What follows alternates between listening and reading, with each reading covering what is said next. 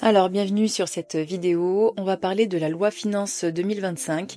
Donc, je vous ai préparé une petite présentation pour vous parler vraiment de ce qui va changer pour nous, investisseurs immobiliers. Donc, il y a pas mal de choses à voir. J'espère que ça va vous aider dans votre réflexion concernant vos investissements immobiliers. Donc, en fait, dans cette vidéo, on va découvrir donc les changements fiscaux majeurs de la loi Finance 2025. Il y en a pas mal. Et en fait, moi, j'ai vraiment pris donc les changements qui vont nous impacter, nous, investisseurs immobiliers. Donc on va essayer de comprendre et surtout de minimiser les impacts sur nos investissements. Donc on va pas parler évidemment dans cette vidéo de la fin du Pinel ou du prêt à taux zéro pour les primo-accédants. On va surtout parler des choses qui nous concernent vraiment. Donc on va commencer par la flat tax. Pas d'augmentation pour la flat tax. Ils avaient parlé d'augmenter la flat tax à 33%, donc elle reste toujours à 30%. Donc ce qui est une bonne nouvelle pour les personnes qui détiennent leurs biens en société. Ensuite on a une éventuelle augmentation de taxes foncières, on a l'habitude. Donc éventuellement cette année, selon les communes, on y aura encore le droit. Donc ça sera à vous de vérifier dans l'année si c'est le cas ou pas pour vous. On a aussi une augmentation des droits de mutation de 0,5 points. Donc c'est entre gros guillemets les frais de notaire, mais là c'est vraiment la partie pour l'État français, donc les frais de mutation qui augmentent. Et nous avons aussi des principaux changements dans la location meublée, notamment donc des impacts sur la location meublée de tourisme. Donc pour les meublés classés, on a un abattement forfaitaire anciennement à 71% et on est passé à 50%. On a aussi un plafond microbique qui a été descendu, donc on était à 188 700 € par an et là on est descendu à 77 700 €. C'est-à-dire que c'est un plafond, si tu dépasses 77 700, tu devras avoir une tenue comptable puisque tu passeras directement au réel.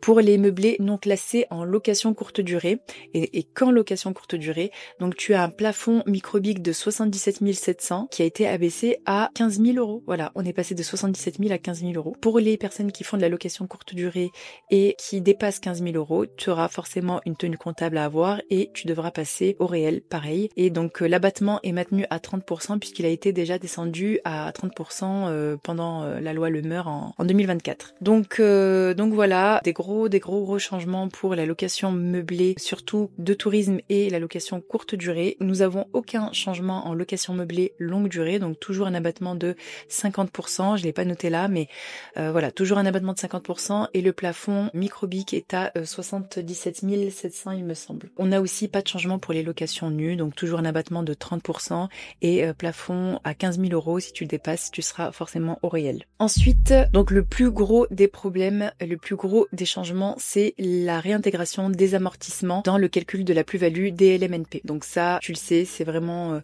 ce qui énerve le plus et ce qui vraiment fait paniquer le plus d'investisseurs.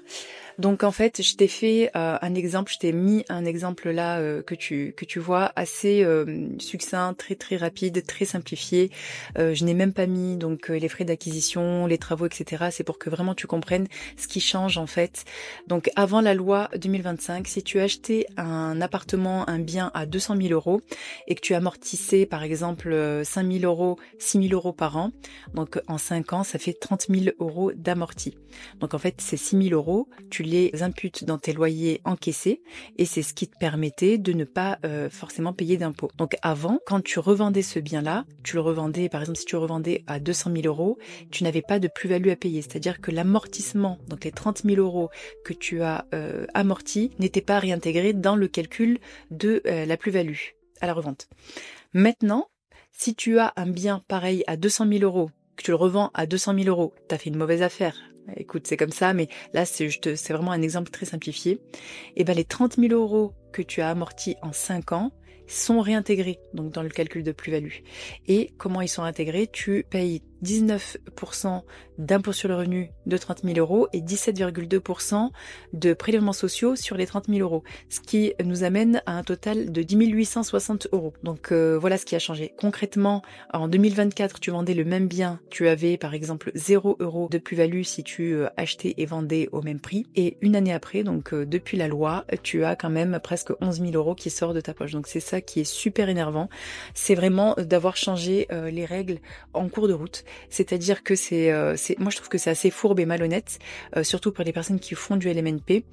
Nous on est en LMP donc ça ne nous touche pas, mais c'est vraiment énervant pour ceux qui ont décidé justement de faire du LMNP parce que il y avait ces règles là et que éventuellement s'ils changeaient ces règles pour l'année en cours et les années à venir, j'aurais trouvé ça tout à fait honorable, honnête et normal. Mais là, ce qui est vraiment le plus énervant, c'est vraiment la rétroactivité de cette loi. C'est-à-dire qu'ils reviennent sur 5, 10, 15 ans en arrière et réintègrent. En fait, si tu vends demain ton bien et que ça fait 15 ans que tu l'as, réfléchis avant. Franchement, je te donnerai après des solutions, donc restez bien jusqu'à la fin de cette vidéo. Donc dans cette deuxième partie de vidéo, je vais te donner les solutions auxquelles j'ai réfléchi, j'ai un peu cherché, fouillé et réfléchi vraiment à comment vous pourriez faire pour être le moins impacté par ce changement de loi, surtout pour donc évidemment le LMNP, pour la réintégration des amortissements. Ce que vous pouvez faire en premier lieu, c'est si vous avez la possibilité d'attendre et de garder votre bien le plus longtemps possible, faites-le, puisque vous savez qu'au bout de 22 ans, vous avez une exonération totale de l'impôt sur le revenu et au bout de 30 ans, une exonération sur les prélèvements sociaux. Donc ce qui peut être assez intéressant pour quelqu'un qui a amorti pendant 15-20 ans et qui se retrouve avec cette nouvelle loi. Moi franchement, j'aurais vraiment pris cette solution.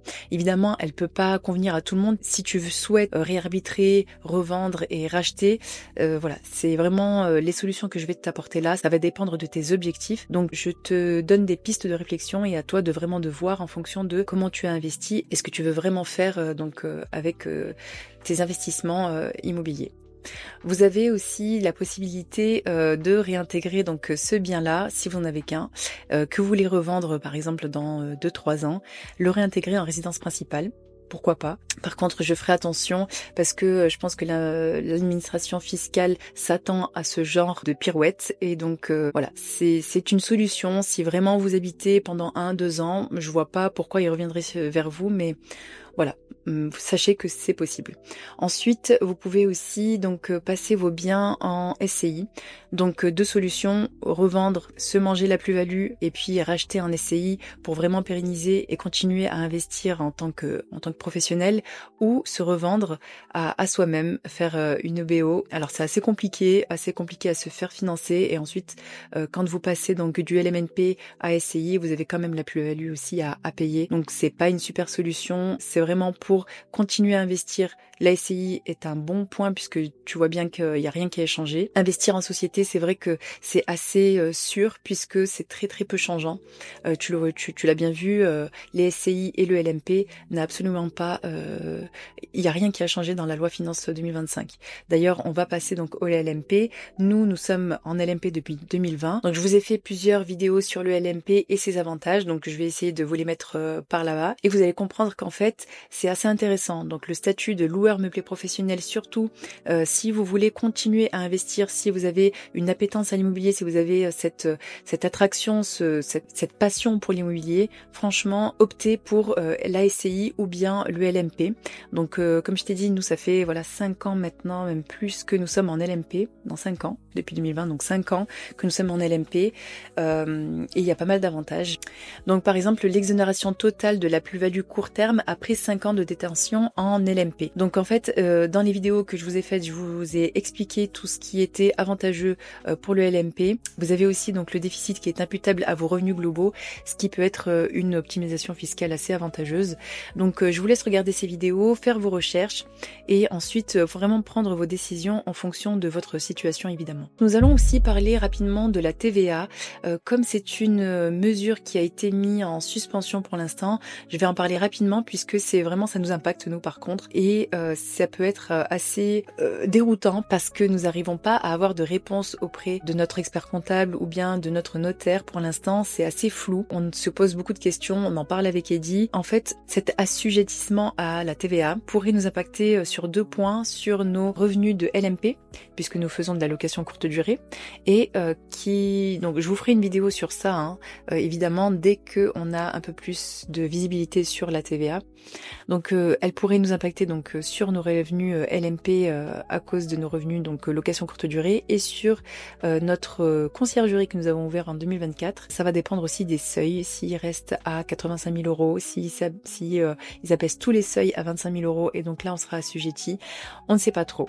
On se pose plein de questions. Est-ce que le fait d'être assujetti à la TVA pour les locations meublées que nous mettons en courte durée, est-ce que on pourra récupérer la TVA sur les travaux que nous avons faits, voilà, on sait pas en fait. Et donc du coup, les questions que je me pose, on n'a pas encore réponse. C'est encore très frais. Donc je préférerais moi vous faire une vidéo après, quand on aura vraiment la réponse, quand on aura les décrets, quand on aura vraiment tout de sûr. Là, on est encore en balbutiement, on ne sait pas trop où on va. On essaye de trouver voilà des solutions sur des choses qui sont concrètes. Là, toutes les mesures que je t'ai données, c'est concret. On n'a pas encore les décrets, on n'a pas encore les amendements, mais ça va être mis en application. Donc là, tu peux commencer vraiment à chercher des solutions. Pour la TVA, pour l'instant, on en parle, mais voilà, ça sert à rien de s'inquiéter pour l'instant. On ne sait pas encore comment on va être mangé. Donc voilà, c'est vrai que c'est un peu flou, on est vraiment dans une période un peu bizarre. Franchement, on est investisseur immobilier, on est aussi entrepreneur. On voit vraiment on essaye de voir en tout cas le verre à moitié plein qu'à moitié vide, c'est-à-dire que on se dit peut-être que ça va permettre donc aux professionnels d'être encore plus professionnels, que ça va peut-être permettre à certains de faire des bonnes affaires malheureusement. Donc voilà, le malheur des uns fait le bonheur des autres. Voilà, il y a pas mal. En fait, il faut toujours trouver des solutions pour donc sa situation. Évidemment, ça peut être difficile, surtout quand on a décidé de faire du LMNP sur un long terme et que on voit qu'en fait ils changent la loi comme ils le veulent. Donc ça, c'est vrai que ça dégoûte vraiment. Hein. Ils sont dégueulasses. Qu'est-ce que tu veux que je te dise?